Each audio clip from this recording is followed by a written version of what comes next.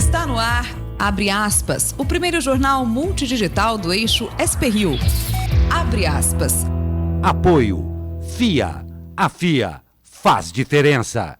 Sicredi. Gente que coopera, cresce. Olá, muito bom dia. Terça-feira, 6 de agosto, com transmissão ao vivo pelos Facebooks da SP-Rio Mais e do jornal O Vale. Está no ar o Abre Aspas, direto dos estúdios da SP-Rio Mais, no Jardim Aquários, em São José dos Campos, São Paulo. Participe enviando mensagem aí pela linha do tempo. Comigo, o jornalista Zé Guilherme. Muito bom dia, Zé. Bom dia, Glauco. E nesta edição, crise no INPE. Militar vai assumir interinamente direção do Instituto em São José. Pontes diz que monitoramento da Amazônia vai melhorar. Bolsonaro fala em maus brasileiros. E comunidade científica reage. É autoritarismo. Contra o relógio, Câmara quer iniciar votação da reforma da Previdência em segundo turno ainda hoje. Ministro Onyx prevê votação no Senado para o fim de setembro. Missão Pequim. Chineses interessados no trem Intercidades de Dória. Projeto pode sair do papel em 2021. Mercado financeiro. Em guerra comercial com os Estados Unidos, China mexe os pauzinhos e derruba bolsas no mundo. Asfalto novo. Guará terá pacote de 10 milhões para recapeamento. Bolsas de estudo. Felício quer alterar regras de programa em São José. E os resultados da equipe brasileira nos Jogos Pan-Americanos. Essa e muito mais notícias logo após o comercial. Fique com a gente.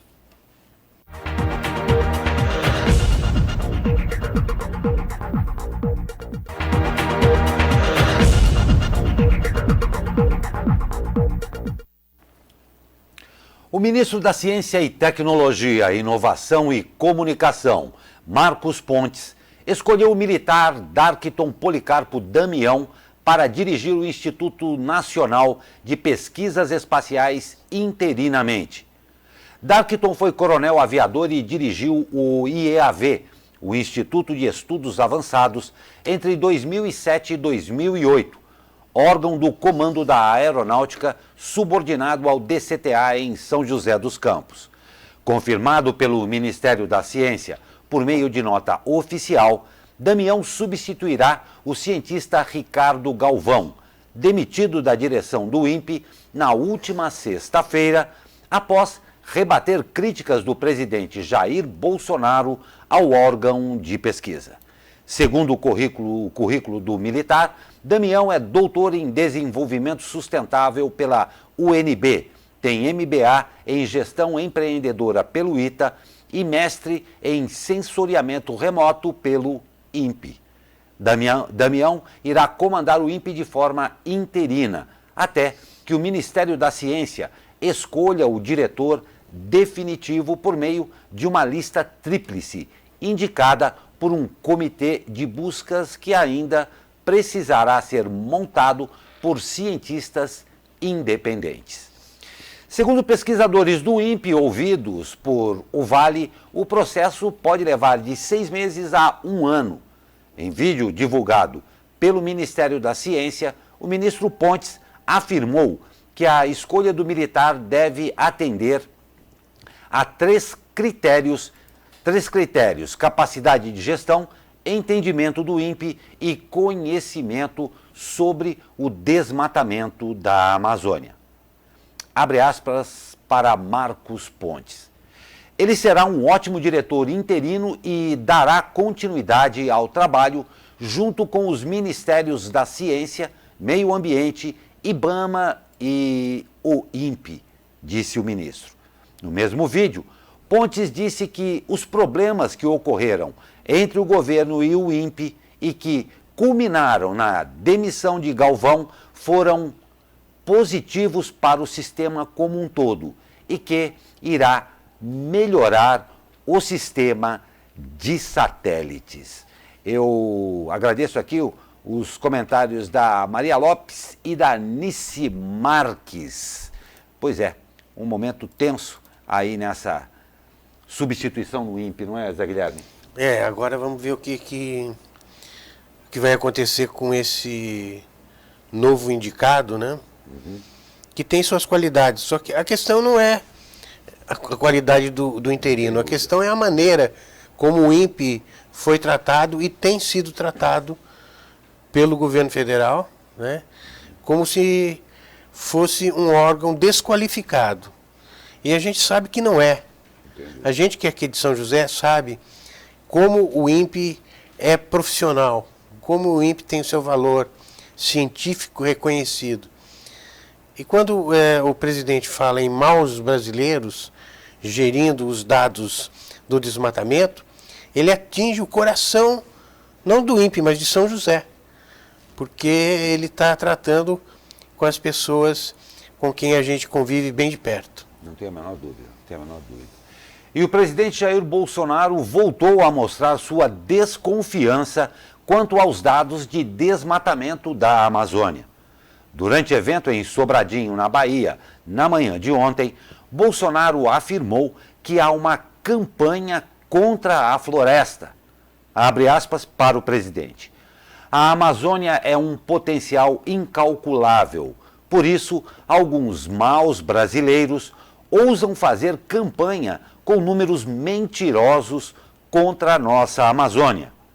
E nós temos que vencer isso e mostrar para o mundo, primeiro, que o governo mudou e depois que nós temos responsabilidade para mantê-la nossa, sem abrir mão de explorá-la de forma sustentável, disse Bolsonaro.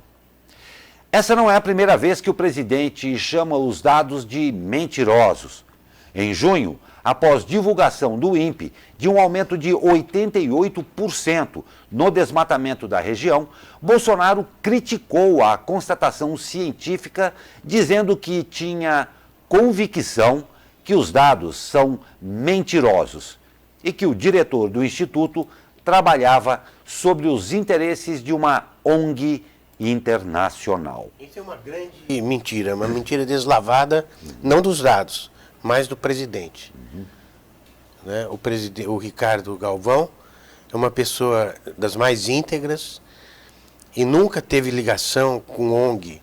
Ele é um grande cientista internacionalmente e que precisa ser respeitado. Não tem a menor dúvida. A demissão de Ricardo Galvão frente ao INPE foi alvo de protestos. Pesquisadores, cientistas e estudantes se reuniram ontem na portaria do Instituto em São José dos Campos para criticar a decisão do governo federal de demitir Galvão. Em São Paulo, o mesmo ocorreu no Instituto de Estudos Avançados da USP. Para o pesquisador aposentado e secretário do Sindicato Nacional dos Servidores Públicos Federais na área de Ciência e Tecnologia, Acioli Antônio de Olivo, a demissão de Galvão foi um ato arbitrário, dentro de uma visão de guerra de um governo que quer eliminar quem discorda. Abre aspas para Acioli. O INPE não é responsável pelo desmatamento, ele só mede. A função do governo é combater o desmatamento e não combater quem fornece o índice de desmatamento. Pois é. E a reforma da Previdência, já aprovada em primeiro turno, volta a ser discutida na Câmara dos Deputados hoje. O texto da proposta precisa ser aprovado em votação no segundo turno, antes de seguir para o Senado. A votação deverá acontecer em 3 etapas: discussão, votação do texto base e votação dos destaques. Partidos aliados ao governo querem manter o texto já aprovado, enquanto deputados de oposição querem apresentar 7 destaques para tentar modificar a proposta. A oposição deve manter a estratégia de obstruir a votação, ou seja, adiar a estratégia não é irregular. Mesmo com a intenção de obstrução, o ministro-chefe da Casa Civil, Onyx Lorenzoni, afirmou esperar que a reforma esteja no Senado até este final de semana. Para isso, Onyx quer que o texto em segundo turno na Câmara seja aprovado até amanhã.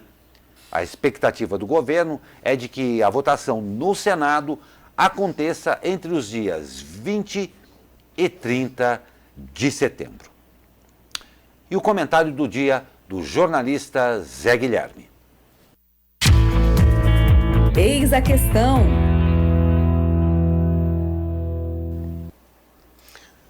Bom, o presidente Bolsonaro está em guerra declarada com os governadores do Nordeste.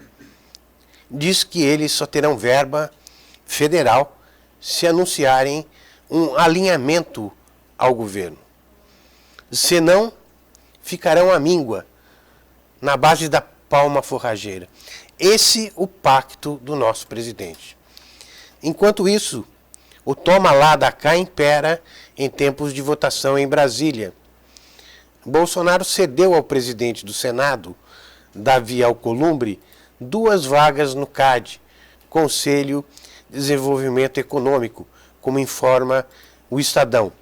Lembrando que a aprovação do nome de Eduardo Bolsonaro para uma eventual embaixada nos Estados Unidos passa por lá.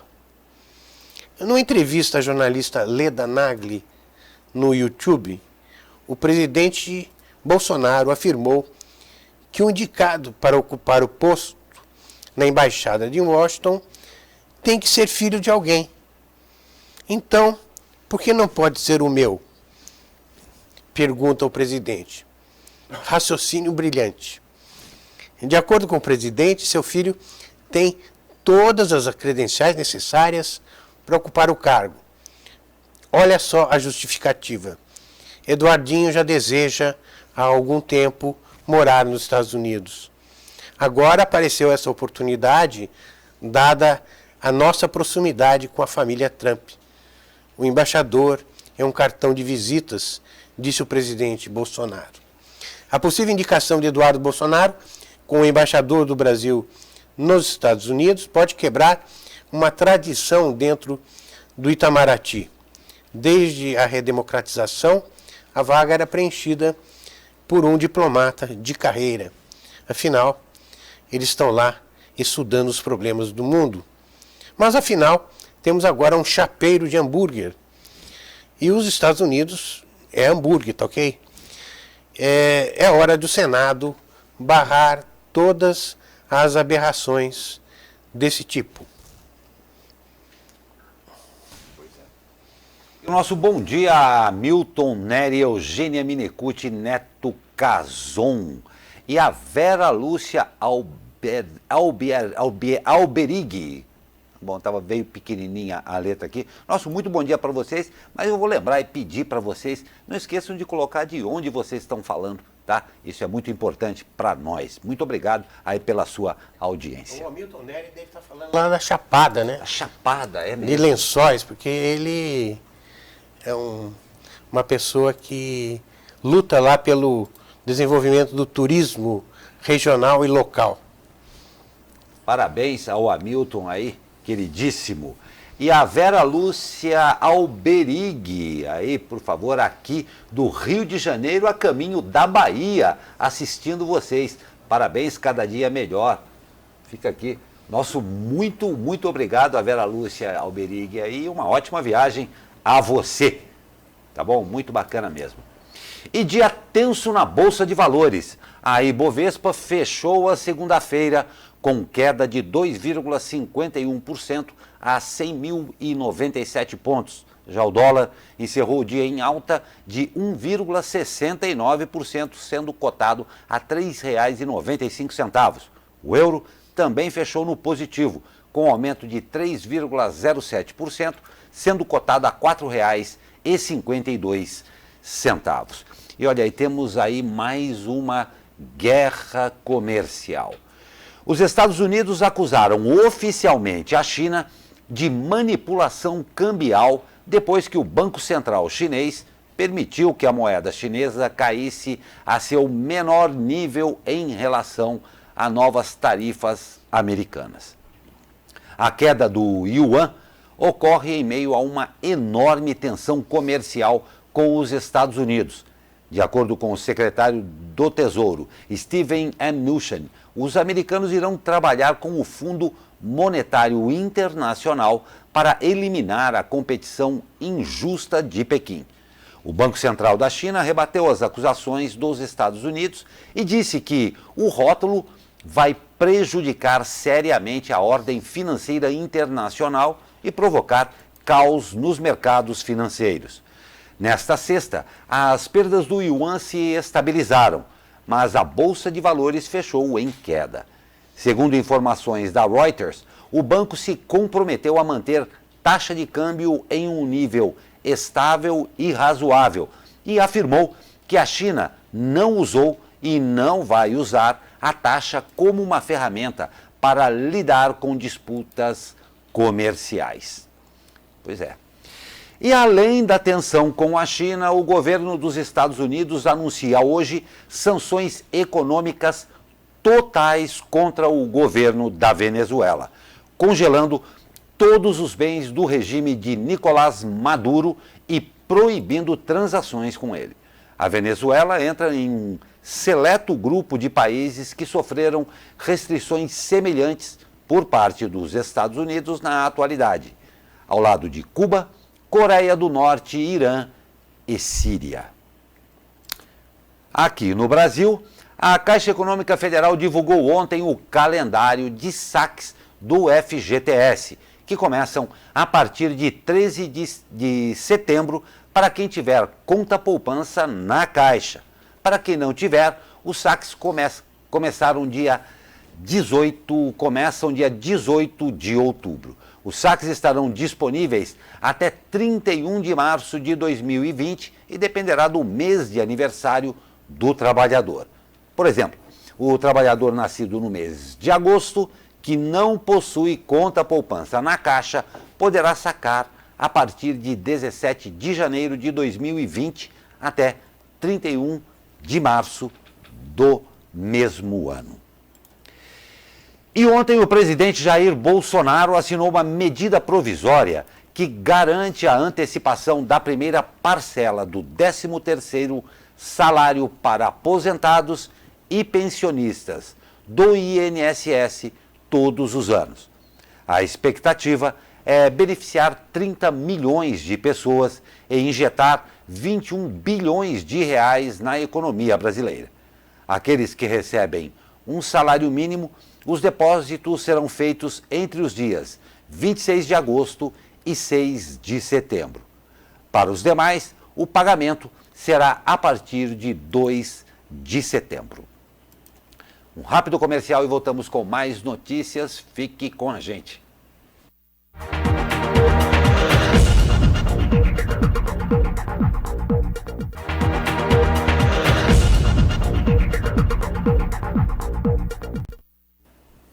Estamos ao vivo pelos Facebooks da SP Rio Mais e também do jornal O Vale. Portanto, querendo participar, é só enviar a sua mensagem aí pela linha do tempo do Facebook, tá bom?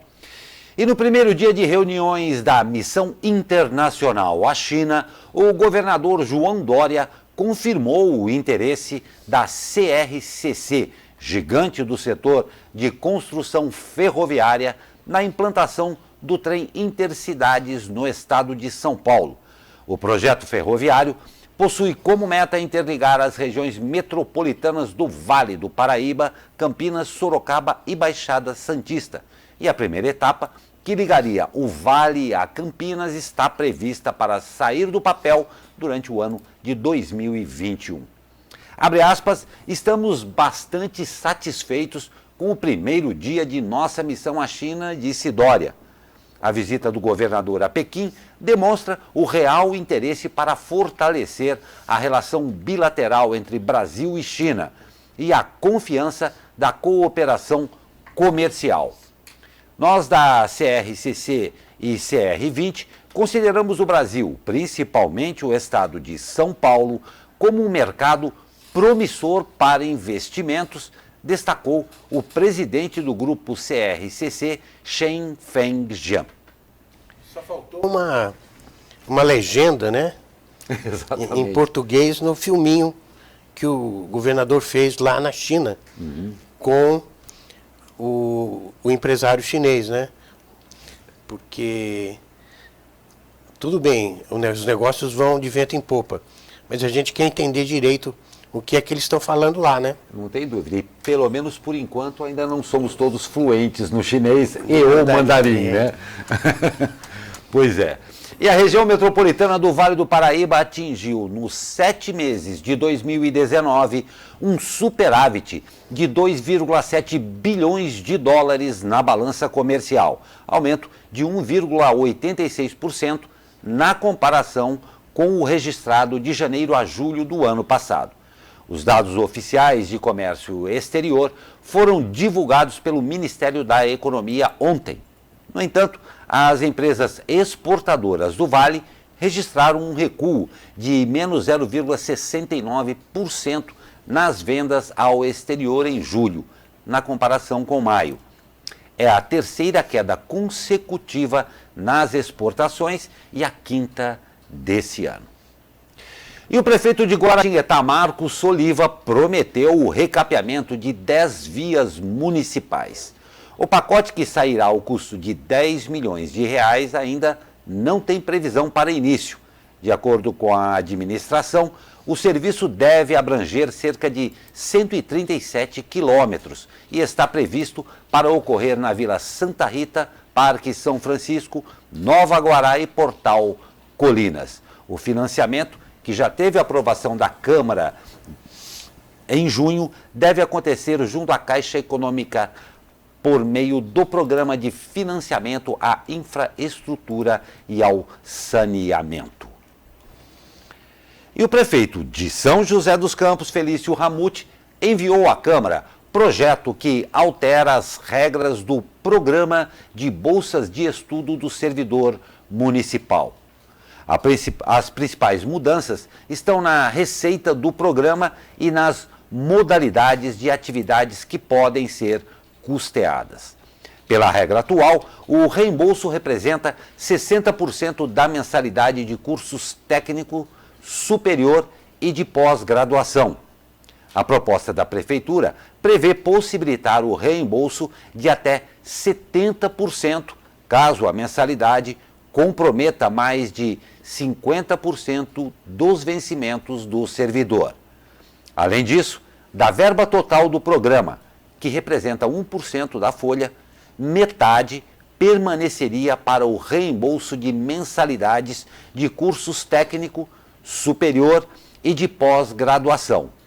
Mas a outra metade seria destinada para capacitações para o desenvolvimento do servidor, o que incluiria atividades como cursos presenciais e à distância, aprendizagem em serviço, grupos formais de estudos, intercâmbios, estágios, além de participações em seminários e congressos. A expectativa é de que o texto seja aprovado já na sessão de quinta-feira. O Sindicato dos Servidores criticou o fato de não ter sido convidado a participar da discussão do projeto. Para a entidade, algumas mudanças propostas são positivas, mas outras são negativas. Lembrando, Glauco, que essa e outras informações vão ser discutidas amanhã com o prefeito, que vai estar aqui nessa bancada. Exatamente. Para responder as questões dos ouvintes. É interessante que quem quiser enviar perguntas ao prefeito Felício já pode começar. Não tem dúvida, ótimo, muito bem lembrado, Zé Guilherme, lembrando que nós estamos ao vivo e que você pode participar. Já aqui ratificamos a presença aí do prefeito de São José dos Campos, Felício Ramute. Então, como o Zé Guilherme muito bem o disse, você querendo interagir aí com o prefeito, prepare a sua pergunta, já mande aqui para a nossa produção, que claro, nós vamos ter o maior prazer em passar ao prefeito aqui, sempre lembrando dentro da medida do possível, né, Zé? Porque às vezes chegam tantas aqui, mas tudo que não é passado aqui é encaminhado à assessoria do prefeito para um posterior comunicado, tá bom? E após uma série de relatos voltados à desorganização de um concurso público realizado no último domingo, a Prefeitura de Pindamonhangaba deve investigar a legitimidade da aplicação das provas distribuídas entre unidades de Pinda e Taubaté. A prova, destinada ao preenchimento de 127 vagas, contou com a inscrição de quase 39 mil candidatos e ocorreu em 12 locais.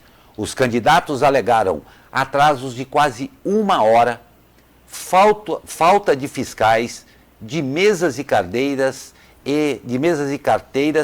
e uso de celular. Abre aspas, a Prefeitura informa que está apurando os fatos relatados pelas redes sociais e pela imprensa, diz a nota da Prefeitura. A Ludes, responsável pela aplicação da prova, foi procurada e não se manifestou até a publicação da reportagem. A detenta Elise Matsunaga, presa em Taubaté por matar e esquartejar o marido Marcos Matsunaga, em 2012, obteve progressão para o regime semiaberto. Elise foi condenada em 2016 a 19 anos e 11 meses de prisão e, em março deste ano, teve a pena reduzida pelo STF para 16 anos e 3 meses. Na decisão, a juíza Sueli Zeraik, da Vara de Execuções Criminais de Taubaté, entendeu que Elise preencheu os requisitos legais exigidos por lei e por boa conduta carcerária para a emissão aí da nova decisão para o regime aberto. Bom, a Câmara Especial do Tribunal de Justiça de São Paulo determinou que um casal de Paulínia, cidade aqui do estado de São Paulo, vacine o filho de 3 anos por ele não ter recebido nenhuma dose de medicamento porque os pais são adeptos da filosofia vegana e contrários a intervenções invasivas. O conteúdo foi divulgado na tarde de ontem pelo Ministério Público e há possibilidade de recurso. Conforme matéria do G1, de acordo com o Ministério Público, a decisão é do mês de julho e estabelece que ela deve ser cumprida no prazo de 30 dias a partir da intimação.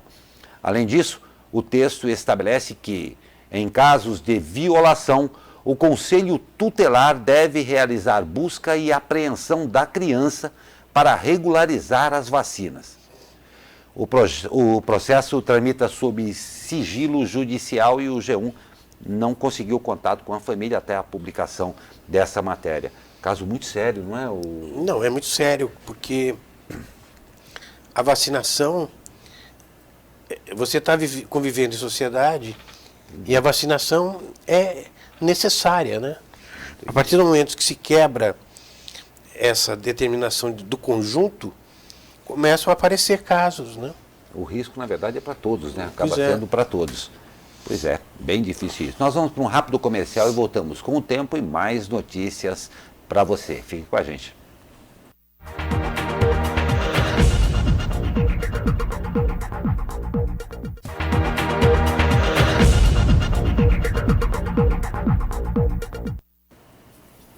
Pois aí, daqui do alto da Cassiano Ricardo, a gente começa a vislumbrar pequenos azuis entre as nuvens, Zé Guilherme. Será que vem o sol? Será que esquenta isso, Zé Guilherme? Vamos saber com Camila Brasiliense. Muito bom dia, Camila. Bom dia, Glauco Turzi. A massa de ar frio continua influenciando o tempo aqui em São Paulo nesta terça-feira. Por isso, estamos com temperaturas baixas nesta madrugada e manhã. O dia começou com bastante nebulosidade em vários pontos de São Paulo, mas ao longo do dia haverá redução gradativa da nebulosidade e não há previsão de chuva para hoje. As temperaturas continuarão amenas, subindo gradualmente ao longo dos próximos dias, sendo a máxima prevista para hoje de 22 graus no Vale do Paraíba e capital paulista, 20 graus no litoral e 18 graus na Serra da Mantiqueira. Camila Brasiliense, do Tempo Vale, para o Jornal Abre Aspas. Pois é, obrigado, Camila. Foi um raio aí de luz e esperamos de calor para a gente pelo dia aí. Muito obrigado a você, muito obrigado a todo mundo aí do Tempo Vale. Grande abraço. E a Estrada de Ferro de Campos do Jordão atraiu mais de 31 mil pessoas durante o Festival de Inverno entre os dias de 29 de junho e 28 de julho. Segundo o governo do estado, houve um aumento de 80% no número de usuários. Um grande fator foi a ampliação dos dias de visitação, com o aumento no número de visitantes passando de 580 em 2018 para 7.062 em 2019. Agora, adivinha por conta de que foi o grande aumento aí nesse passeio? A poderosa e Maria Fumaça, ela é um ícone mesmo, que transportou cerca aí de 2.249 passageiros. Maria Fumaça é eterna para todas as gerações, é realmente um negócio muito bacana mesmo. Nomeado embaixador do turismo, Richard Rasmussen acumula multas ambientais. O biólogo e apresentador de TV, que já teve programas no SBT, na Record e nos canais fechados National Geographic e Animal Planet, soma polêmicas associadas a seu nome. Em 2015, o criador, o conservacionista Toca da Tartaruga, propriedade de Richard, foi multado em R$393 mil. Na ocasião, Richard recorreu da decisão, mas teve recurso negado e a condenação por dano ambiental confirmada pela terceira turma do Tribunal Regional Federal. Segundo nota publicada em 2015 pelo MPF, Richard Rasmussen reconheceu as irregularidades, entre elas o ingresso de 223 animais sem origem conhecida, evasão de 96 aves, 285 animais depositados pelos órgãos de fiscalização e 485 espécimes sem marcação. 95% do total. Estava quase tudo certo lá, Estava hein? quase tudo certo, por 5%. O secretário da Pesca, Jorge Seife Júnior, divulgou um vídeo na rede social para comentar as multas de 70 mil aplicadas pelo IBAMA contra a empresa de sua família após flagrante de pesca ilegal de sardinha em Angra dos Reis, Rio de Janeiro. Abre aspas. Lamento, peço perdão a vocês por isso. No entanto, quem tem que responder por cada CPF e por cada atitude é o próprio, disse o secretário, referindo-se a seu pai, Jorge Seife, dono da embarcação que foi alvo da fiscalização do IBAMA. Lembrando que a Baía de Angra dos Reis é o local que Bolsonaro tem afirmado que transformará em uma Cancún brasileira. No fim do ano passado, quando já estava eleito, o Bolsonaro teve sua multa ambiental anulada pelo IBAMA. Em março deste ano, o fiscal que o multou foi exonerado do cargo. Nessas histórias, duas histórias aí, né? Uhum. Quer dizer, é a raposa tomando conta do galinheiro, né? Porque o cara é secretário de pesca e no seu quintal o pai faz barbaridades. Outro cara é embaixador do ecoturismo e na sua propriedade de conservação está tudo errado. Né? Essas pessoas não foram bem escolhidas. Né? Não foram bem escolhidas, não mesmo. Mas vamos ao Pan-Americano que tem Brasil aí. Tivemos medalha de ouro e foi para a equipe da ginástica artística que conquistou ontem a sua primeira de ouro nos Jogos Pan-Americanos de Lima, lá no Peru. As brasileiras marcaram 24.250 pontos na apresentação de equipe de 3 arcos e 2 pares superaram as equipes do México e de Cuba. Parabéns muito às meninas mesmo, isso daí, a ginástica é uma coisa que tem, primeiro, muito treinamento e o Brasil vem se destacando aí nos últimos Jogos Pan-Americanos e Jogos Internacionais também. É muito bacana a gente ver o culminar aí com a medalha de ouro nesses Jogos Pan-Americanos, para lá de importantes para o Brasil, que nós estamos fazendo bonito lá.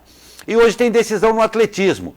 Tatiele Roberta, Eliane Martins, Andressa Oliveira, Altobelli Santos, Ederson Vilela e Fernanda Borges vão atrás do ouro nas categorias de salto em distância, lançamento de disco e nas corridas de 10 e 5 mil metros. Boa sorte ao nosso atletismo aí. E tem Brasil e Argentina. Pela final do tênis de mesa, os brasileiros Hugo Calderano e Gustavo Tisso Boy enfrentam Gastão Alto e Horácio Cifuentes. A decisão irá ocorrer às 22 horas, horário de Brasília. Boa sorte aí à dupla brasileira. Atualizando o quadro de medalhas, o Brasil segue na vice-liderança com 23 medalhas de ouro, 17 de prata e 35 de bronze, acumulando 75 medalhas no total. Uma bela participação do Brasil no Pan-Americano, né, Zé Guilherme? Tá. Em algumas modalidades a gente teve surpresas até, né? Surpresas e surpresas agradáveis, o que é sempre melhor. Eu vi hoje de manhã, até repetindo aqui para a gente finalizar, uma nota destoante aí com relação ao estado de alguns parques que foram construídos para a Olimpíada de 2016 no Rio de Janeiro, num completo estado de abandono lá no Rio de Janeiro. Na verdade, são um parque de mountain bike e um parque da canoagem, que com um volume enorme de investimento estão lá. Promessas aí da Prefeitura do Rio, que falou que já foi aparado o mato na semana passada e que eles não estão em abandono. E as imagens realmente são tristes, vendo o descaso com o dinheiro público e tanta gente que podia estar lá treinando aí para Tóquio ou mesmo para o Pan-Americano. Zé, um ótimo dia para você. Até amanhã. Melhoras aí no resfriado. Estaremos prontos amanhã aqui, né? Estaremos aqui com o prefeito Felício Ramute. Exatamente, lembrando, você querendo adiantar as suas perguntas, amanhã estaremos aí com o prefeito Felício Ramute. Um ótimo dia para você e que o tempinho dê uma esquentada durante o dia. Até amanhã.